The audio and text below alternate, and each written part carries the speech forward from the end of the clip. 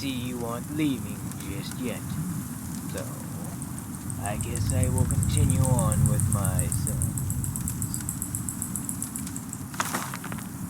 The 36 Lessons of Vivec, Sermon 4.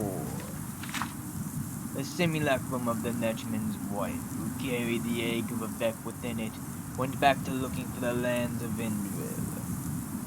Along the journey, many more spirits came to see it and offer instructions to its son and daughter, the future glorious and visible warrior poet of Vardenfell, Vivec.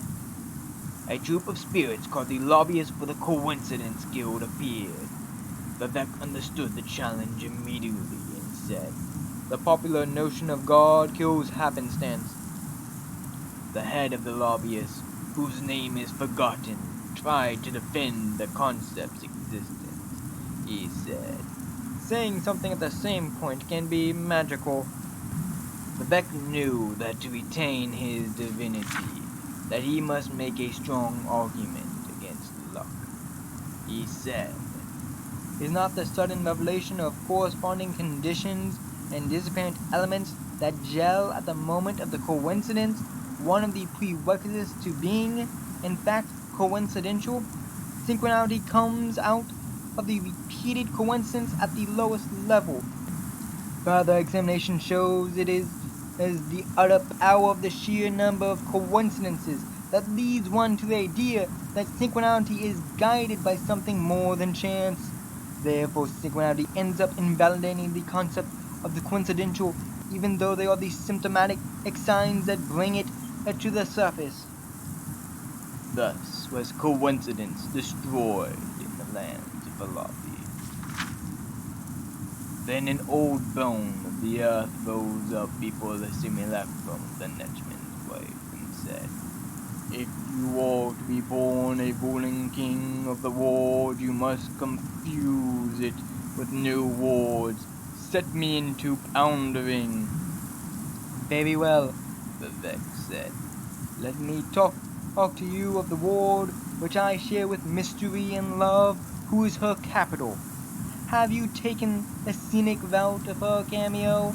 I have lightly in secret missing candles because they were on the untrue side, and run my hand along the edge of the shadow made from 103 divisions of warmth and left no proof."